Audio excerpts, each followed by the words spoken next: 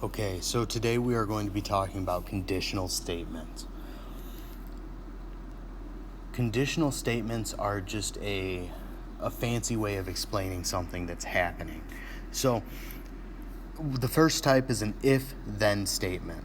An if-then statement is a statement such as, if you are reading this page, then you are studying math. If you are breathing, then you are alive.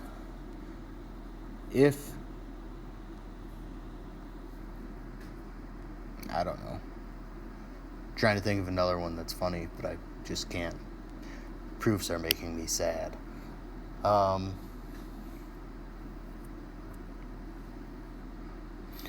statement that can be written in if-then form is called a conditional statement.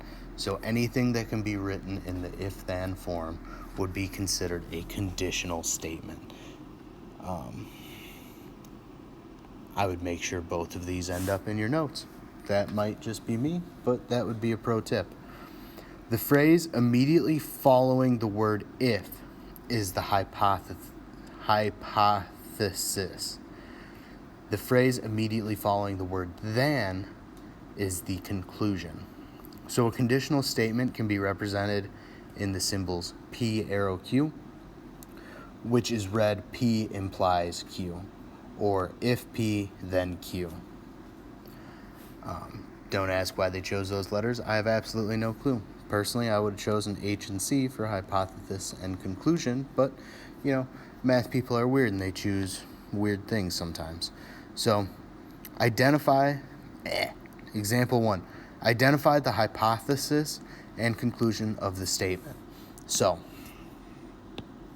what I want to do is I want to highlight the hypothesis in yellow, and then I want to highlight the conclusion in, let's go with this real light purple because I like that color. Conclusion in the light purple. So, first things first, our hypothesis for this, if angle X is congruent to angle R, and angle R is congruent to angle S, then angle X is congruent to angle S. So what that's essentially saying is, since angle X equals angle R and angle R equals angle X equals angle S, then angle X must equal angle S because they're all the same. So our conclusion would be over here. The next one they say, identify the hypothesis and conclusion. Write the statement in if-then form. So you receive a free pizza with 12 coupons. So if you have 12 coupons, then you receive a free pizza. So if you have 12 coupons, then you receive a free pizza. Simple as that. Casey style. Love it. All right. So identify the hypothesis and conclusion of each conditional statement. So if it is Saturday, then there is no school. Unless you have Saturday detention, then there is school. Mwahahaha. Evil laugh. So if it is Saturday. So following if, we have it is Saturday. So if it is Saturday is our hypothesis, then there is no school. So if it is Saturday, then there is no school.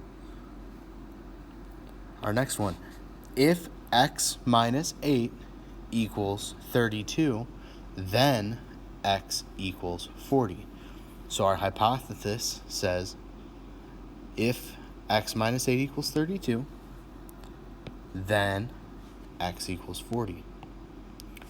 Which, the fun thing about proofs, if there is a fun thing about proofs, is what it's really doing is a way to verbalize what we know as mathematically true.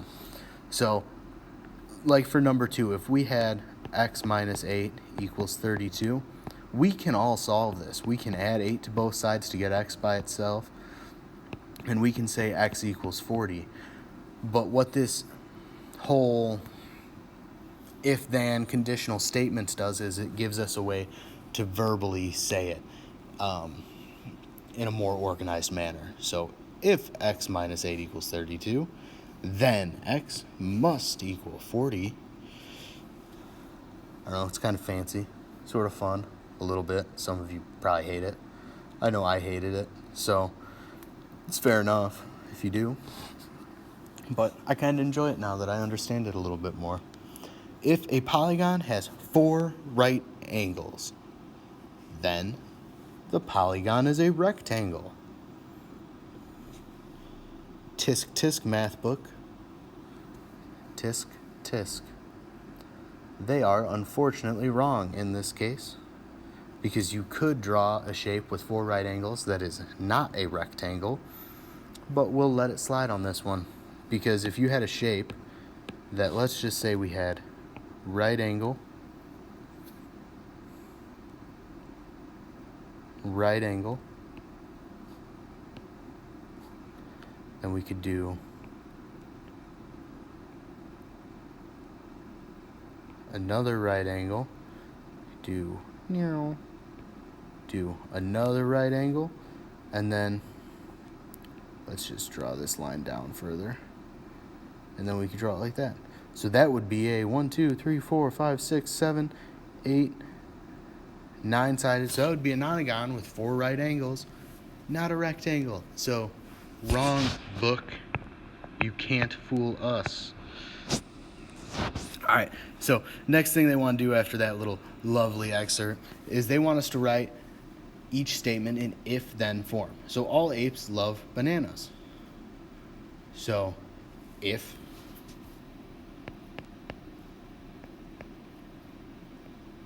you are an ape, then you love bananas.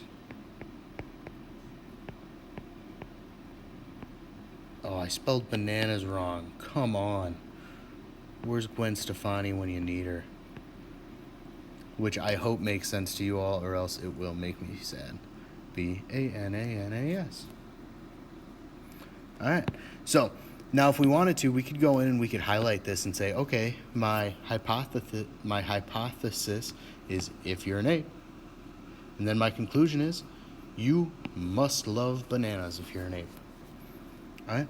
I'm going to leave the other two to you guys to work out on your own. Determine the truth value for each conditional statement. If true, explain your reasoning. If false, give a counter example. So, if today is Wednesday, then yesterday was Friday. I am going to go out on a limb and I'm going to say this is false. And I am going to give the counter example. Let's make sure there's no specific way I need to do this. I would say this is not true, because if today is Wednesday, let's do some spelling. If today is Wednesday, then yesterday was Tuesday. Tuesday, named after Thor. Fun fact. Norse mythology. Woo woo. Alright. If A is positive, then 10A is greater than A. I would say that is true. So, next thing we have converse, inverse, and contrapositive. If you change your hypothesis or conclusion of a conditional statement, you form related conditionals. So the chart shows how these related conditionals work. So essentially how this works is you can say, so the conditional is if P, then Q. So the converse or the reverse would be if the conclusion, then the hypothesis must be true. So, like, if we go back to our favorite ape and bananas one, so our conditional was if you are an ape, then you love bananas. The converse would be, if you love bananas, then you must be an ape. The inverse would be, you're replacing the hypothesis with a negative and then replacing the conclusion with a negative as well. So the inverse would just be kind of making it double negative. So that would be like, if you are not an ape, then you do not love bananas. So we're just, essentially, I think of it as making it negative on both sides. So instead of it is, and it is not, it is not. And then the contrapositive would be negative and we flip-flop it. So it would be, if you do not love bananas, then you are not an ape. All right? I would make sure, personally, that this whole chart makes its way into your notes because it's easy to get these things mixed up. I'm going to refer back to this chart myself because I don't have these memorized. I'm going to be dead honest with you guys.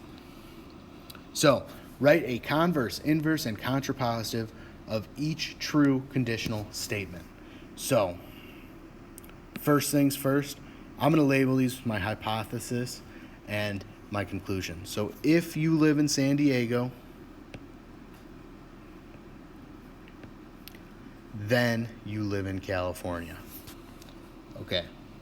So, now we have to write that's our conditional already.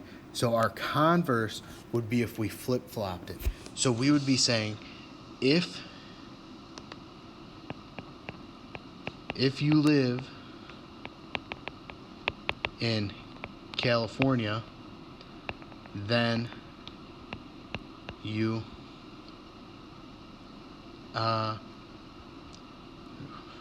each statement determine whether each related conditional is true or false. Then you live in San Diego. Sorry, my handwriting is getting bad. I'm tired, and so my handwriting gets bad when I'm tired. So, if you live in San Diego, then you do live in California. But if you live in California, do you have to live in San Diego? I would say no, because you could live in Los Angeles, or you could live in, I don't know, really anywhere else. It's kind of a big state. So I'm going to highlight that red because that is false. That is not true, and that is not okay. So our next one would be leaving it in the same, in our conditional format, but we change it to a negative. So we would say, if you don't live in San Diego, then you don't